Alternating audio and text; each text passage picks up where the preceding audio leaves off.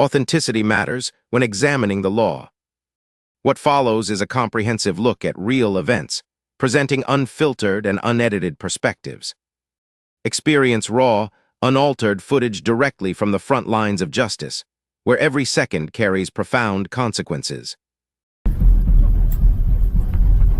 Step off the porch now. This is my house. What's the legal reason? You got a call, suspicious person trying to enter. I'm holding my keys under my porch light. Turn around, hands behind your back. I'm complying, but cuffing me here is unlawful. This camera's rolling. The porch light snapped on as the front door closed behind him, bathing the narrow walkway in a soft yellow glow. It was late quiet enough that the sound of keys brushing metal felt louder than it should have. A trimmed lawn? Identical houses?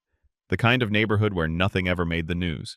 He reached for the lock. "Police, don't move." The voice came from the edge of the driveway, sharp and sudden. A flashlight beam cut across the siding, then straight into his face. Another light followed from the street, brighter, bluer, pulsing once before going steady. He froze, keys still in his hand. Two officers moved in, fast boots on concrete, hands already positioned near their belts. One stayed back by the cruiser, the other closed distance, scanning him from head to toe like a problem that needed solving. "Sir, step away from the door." "This is my house," he said calmly. The officer did not slow, hands where I can see them. He raised them immediately, palms open, shoulders relaxed. The porch camera clicked softly, its red indicator glowing steady. Across the street, a curtain shifted. "What's going on?" he asked evenly. "We got a call," the officer said. "Report of a suspicious individual attempting to enter a residence." The words landed heavy in the still air. "I live here. We'll determine that." The flashlight beam lingered on his face, then his jacket, then the door behind him. The officer's partner angled slightly to block the walkway positioning without explanation. "Do you have identification?" "Yes." He reached, slowly narrating the movement, and handed over his wallet. The officer barely glanced at it before asking again, "Why are you really here tonight? I came home." The officer's jaw tightened. "Step down off the porch." He hesitated just long enough to be deliberate, then stepped down, shoes touching the concrete path he had walked every night for years. The officer followed, crowding spacelight, never leaving his face. "Sir," the officer said, "your story isn't lining up." The porch light illuminated the house number clearly above the door. His name was etched on a small brass plate near the mailbox. None of it mattered. A neighbor's door opened halfway. Someone whispered from inside. A phone lifted briefly, then dropped. The officer keyed his radio. "I've got a subject refusing to cooperate." "I am cooperating," he said calmly. "I am standing in my yard with my hands up." The second officer shifted, scanning the street, then the house, then back to him. The radio crackled again. "Turn around," the first officer ordered. "On what grounds? Now." He turned slowly, facing away from his own front door, the one place he should have been safest. Cold air brushed his wrists as metal came out of the officer's hand. The click of cuffs sounded louder than the porch light had. In that moment, the accusation became physical. Not a question. Not a check. A decision made under a light that was never meant to be threatening. Behind him, the house stood silent. The camera recorded everything. And somewhere in the system the officers were about to consult was a name they had prosecuted cases beside, argued law with, and sworn oaths to uphold. They just did not know it yet. The scene on that porch could only be understood if you did not know who the man in handcuffs really was. To the officers responding, he was just another name on a call sheet. To the federal justice system, he was a prosecutor whose signature carried weight in courtrooms far beyond that quiet street. Aaron Whitfield had spent nearly 2 decades inside the federal system, where precision mattered more than volume and mistakes carried permanent consequences. He built cases patiently, line by line, knowing that every assumption would be challenged and every shortcut exposed. His reputation was not built on theatrics, but on discipline. He won cases because he prepared for the ones he might lose. He grew up understanding scrutiny, being careful with words, careful with movement, careful with authority. As a federal prosecutor, he learned to separate suspicion from proof, because lives depended on that distinction. He had argued before judges who demanded articulation for every decision. That standard shaped everything about how he moved through the world. Outside of work, Whitfield lived deliberately small. No government plates, no titles shared with neighbors, no security detail. His home was his one private space, a place where he did not expect to explain himself or justify his presence. The officers outside had a different background. One was new to patrol, confident in procedure, but untested by consequence. His record showed assertiveness, willingness to act, and a tendency to escalate early. Prior complaints had been noted, not sustained. He had been told to be careful with tone. He had not been forced to confront why. The call that brought them there was vague. Suspicious male attempting entry. No forced door. No active threat. Just a perception passed through dispatch and translated into authority before anyone asked the most basic question. Who lives here? On the porch, Whitfield recognized the pattern immediately. A narrative forming before facts. A decision made before verification. He did not raise his voice. He did not identify himself. He understood the importance of the record. Body cameras, door cameras, neighbor phones. Those would speak later. Standing cuffed in front of his own door, he thought of defendants who had stood in similar positions, calm but powerless, while assumptions hardened around them. He thought of arguments he had made about constitutional limits, about the sanctity of the home, about how easily authority could cross a line when it felt justified. Across the street, a neighbor stepped fully outside, now phone raised openly. Another porch light came on. The quiet street had gained witnesses. The officers had no idea that the man they had just restrained was someone who trained others on lawful procedure, who had dismissed cases when stops went too far, who had built his career on the principle that power without justification was abuse. And somewhere in the systems they were about to check was a profile they had seen before attached to cases they had sworn to respect. The night had only begun to reveal itself. The tension on the porch thickened as the officers settled into their positions. One stood close enough that Aaron Whitfield could feel the heat from his body through the night air. The other angled toward the sidewalk, scanning the street as if expecting danger to emerge from the dark. "What's your full name?" the first officer asked. "Aaron Whitfield." The officer repeated it into his radio without looking up, already shaping the cadence of a report. He kept his flashlight trained on Whitfield's upper back, the beam steady, deliberate. "Why didn't you answer when we approached?" he continued. "I was unlocking my door." "That's not what it looked like." Across the street, a neighbor spoke quietly into a phone, then stopped when the officer glanced over. The red porch camera light stayed solid, indifferent to everyone's nerves. The second officer shifted closer now, voice lower. "Sir, why don't you just tell us why you're really here tonight so we can clear this up?" "This is my residence," Whitfield replied evenly. "I've told you that." The first officer exhaled sharply, impatience creeping in. "You're being evasive." Whitfield said nothing. Silence, he knew, often irritated people who expected submission. The cuffs rested cold against his wrists, tighter than necessary, but not enough to cause injury. Just enough to assert control. A radio crackled. "Dispatch asking for confirmation." The first officer answered with clipped responses, emphasizing the word suspicious, repeating it until it sounded factual. The neighbor across the street raised their phone higher now. Another porch light flicked on down the block. A car slowed, then stopped entirely, driver watching through the windshield. "Sir," the first officer said, "you're not making this easy." "I am complying with every lawful instruction," Whitfield replied. "I am asking why I am restrained at my own home." The officer ignored the question. He circled slightly, boots scraping concrete. "You know, people who belong don't usually act like this." That sentence hung into the air, heavy and unmistakable. Whitfield closed his eyes briefly, then opened them. He focused on the sound of the camera, the rhythm of the street, the importance of staying precise. Every word spoken here would matter later. The second officer leaned toward his partner and spoke under his breath, too quiet for the microphone to catch. The first officer shook his head, still committed to the posture he had chosen. Another patrol car's headlights appeared at the end of the street, sweeping slowly closer. Back up. Whitfield felt the moment shift. More uniforms meant more witnesses, more voices, more chances for the narrative to either correct itself or harden beyond repair. The officer straightened as the second cruiser pulled in. Doors opened. Footsteps approached. The night, once quiet, now held an audience. This was no longer a simple check at a front door. It was a public scene recorded from multiple angles, shaped by decisions already made. And the most dangerous part of it all was that the assumptions were still driving the process. The backup cruiser stopped halfway down the street, lights washing over the houses in slow pulses. Two more officers stepped out, hands resting near their belts, eyes moving from Whitfield to the front door, to the cuffs, to the neighbors now standing openly on their porches. "What's the situation?" one of them asked. "Suspicious individual," the first officer said quickly. "Possible attempted entry."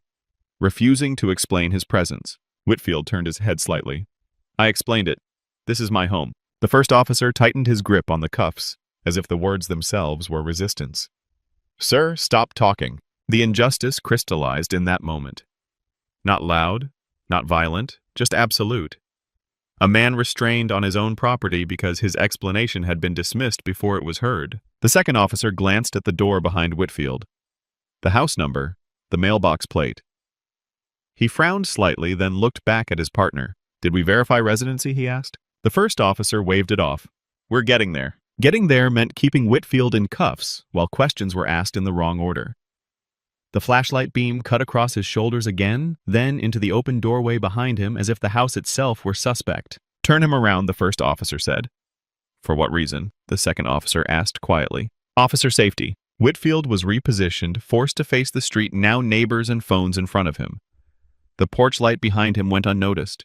The door he had unlocked moments earlier stood ajar, exposed. A neighbor called out, "That's his house. I see him every day." The first officer snapped back, "Sir, stay out of this." Another neighbor whispered, "They're cuffing him at his own door." The backup officers exchanged looks. Something was off. The tone. The lack of urgency paired with unnecessary restraint. The absence of any clear crime. One of the backup officers stepped closer to Whitfield. "Sir, do you have proof of residency inside?" "Yes," Whitfield replied. "On the kitchen counter. I can point it out if you remove the cuffs." The first officer cut in immediately. Not happening. The street had gone quiet now. No one spoke. Phones kept recording. The porch camera kept blinking. This was the point where discretion should have intervened, where verification should have replaced assumption. Instead, pride filled the gap. The first officer keyed his radio again. "We're detaining him until we sort this out." Detaining without cause. At a private residence, on camera. Whitfield felt the weight of it settle fully. Not fear, clarity. The line had been crossed. Every element he had spent his career arguing in court was now present in real time. Warrantless detention. Lack of exigent circumstances. Assumptions hardening into action. He spoke once more calmly. "Officer, you are violating my rights." The officer did not respond. The injustice was complete. Everything from this moment forward would not be about suspicion. It would be about accountability. And somewhere in the systems now being accessed, the officers were seconds away from seeing a title that would make every decision they had just made impossible to defend. The change came quietly, not with a shout or a command, but with a pause that lasted half a second too long. One of the backup officers had stepped away from the group tablet in hand, checking the address tied to the call. He frowned, then typed again, slower this time. His eyes moved back and forth between the screen and the man standing cuffed under his own porch light. He walked back towards the others. "Who did you say this was again?" "Aaron Whitfield," the first officer replied, irritation edging his voice. The backup officer nodded once and turned the tablet so the screen was visible only to the officers. The glow reflected faintly on their faces. The first officer leaned in. His expression shifted. The certainty drained, first replaced by confusion, then disbelief. He straightened. "Wait, what is that?" The backup officer spoke carefully now. "That's a federal profile. Active, United States Attorney's Office. Prosecutor." The street went still. The second officer took a step back without realizing it. The words settled heavy, undeniable. Federal prosecutor. The title did not raise its voice. It did not need to. The first officer stared at Whitfield's back, then at the cuffs, then at the house number above the door. The pieces aligned all at once, too late to soften what had already happened. "Sir," the backup officer said, voice shifting respectful. "Now I need to apologize. We are confirming your identity." Whitfield turned his head slightly. "You just did." The first officer's throat tightened. He reached for the cuffs without being told, hands suddenly clumsy. The metal clicked open. Cold pressure vanished from Whitfield's wrists. He rolled his shoulders, once steadying himself, face unreadable. "I am a federal prosecutor," Whitfield said calmly. "I live here. Everything that just happened is on camera." No one argued. The backup officer nodded. "Yes, sir. It is." The first officer tried to speak. "I didn't know who you were." Whitfield looked at him. That was never relevant. The sentence landed harder than any raised voice could have. A supervisor's voice crackled over the radio, now aware of what the system had revealed. "Units hold position," neighbors murmured. Phones stayed raised.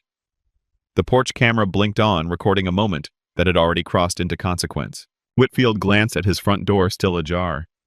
Then back at the officers. "You detained me without cause," he said evenly. "At my home. In front of witnesses. That is now part of the record." The backup officer nodded again, slower this time. "Yes, sir." The reveal had not come with triumph. It came with weight. The kind that does not fade when the lights turn off. What had started as profiling had just collided with federal authority, documented in full, with no room left for explanation. And everyone present understood the same thing at once. This was no longer a mistake that could be corrected quietly. The response moved faster than anyone on that street expected. Within minutes, supervisors arrived, then command staff. Body camera footage was flagged and locked. Doorbell video was copied on scene. Neighbor recordings were logged before anyone left. The language on the radios shifted from suspicion to preservation. Aaron Whitfield stood quietly on his porch, wrists free, now watching procedures snap into place with a familiarity he had lived on the other side for years. Names were taken, badge numbers recorded, statements separated. The first officer was pulled aside, no longer speaking, no longer directing anything. A federal liaison was notified before midnight. By morning, an interagency investigation was opened. Not a review, an investigation. The distinction mattered. The initial report written by the first officer was compared against video within hours. The discrepancies were immediate. Claims of refusal did not match the footage. Assertions of threat were unsupported. The justification for detention collapsed frame by frame. Internal affairs moved in parallel. Prior complaints resurfaced. Patterns that had once been described as tone issues were reclassified under escalation and bias. Training records were reviewed. Warnings that had been minimized were read again, this time without excuses. The officer was placed on administrative leave that night. His weapon and badge were surrendered before sunrise. Interviews followed, then charges, federal civil rights violations, false statements, unlawful detention, abuse of authority under color of law. The court process did not linger. Evidence was overwhelming. Cameras had captured everything from first command to final cuff. Neighbors testified.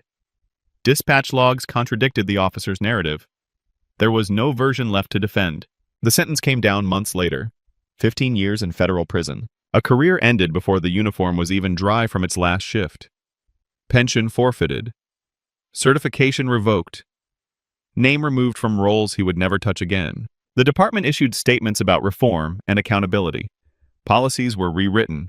Training mandates expanded. Door approach protocols were revised statewide. But none of it softened the reality that one decision on a quiet porch had detonated an entire future. Whitfield filed a civil action not for spectacle, but for structure. The settlement funded independent oversight and mandatory auditing of home-based encounters. He declined interviews. He returned to work. Justice did not arrive loudly. It arrived through documentation, jurisdiction, and consequences that could not be negotiated away. A front porch, a camera, a moment of profiling that turned into a federal case, and a reminder written into sentencing records that authority at the threshold of someone's home is not a suggestion. It is a constitutional boundary. The final lesson of what happened on that front porch does not live in the sentence handed down or the headlines that followed. It lives in the boundary that was crossed and how absolute that boundary is supposed to be. In American law, the home is not just another location. It is the most protected space a person has. Without a warrant, exigent circumstances, or clear consent, law enforcement authority stops at the threshold. Suspicion does not override that line. Discomfort does not soften it. Race appearance or assumption never justify crossing it. When officers ignore that boundary, they are not bending rules, they are breaking constitutional law. What failed here was not training in theory. It was discipline in practice. The officer treated a vague call as permission to escalate. He treated questions as resistance. He treated calm as defiance. And once that posture was adopted, every subsequent decision was made to protect ego rather than rights. That is how unlawful encounters become crimes under color of law. There is also a deeper psychological failure worth confronting. Profiling often hides behind urgency. Officers convince themselves they are acting quickly to prevent harm, when in reality they are reacting to bias reinforced by authority. The moment force or restraint is used to resolve uncertainty instead of evidence, the system has already failed. For civilians, the lessons are precise and critical. You do not have to open your door to police without a warrant. You have the right to ask why they are there. You have the right to remain silent. Cameras matter. Neighbors matter. The record begins the moment contact is made, not after something goes wrong. Calm documentation is not provocation. It is protection. For law enforcement, the lesson is unforgiving. Power does not expand at night. It does not expand because a call sounds suspicious. It does not expand because someone does not look like they belong. Authority at someone's home is limited by design, and violating that limit carries consequences that no badge can shield. This story matters because Aaron Whitfield did not provoke the outcome. He did not assert status. He did not reveal his profession until the system exposed itself. The injustice happened before anyone knew who he was. That is the part that defines the case. Most people will never be federal prosecutors. Most will never see a wrongful detention turn into a 15-year sentence for the officer who caused it. That is exactly why this matters. Because without cameras, without witnesses, without federal reach, many similar encounters never reach accountability. Justice in this case did not arrive through confrontation. It arrived through evidence, jurisdiction, and law applied the way it was written. Quiet, exact, permanent. The question that remains is not whether the punishment was severe. The question is how many doors are knocked on every night under the same assumptions, and how many of those moments end without anyone being held responsible. Because at the threshold of a home, the Constitution is not optional, and when it is ignored, the consequences are not negotiable. Every story has two sides, but the truth remains singular. We are here to hold power to account, letting verified records do the talking. The documents simply do not lie. Thanks for watching and supporting independent media.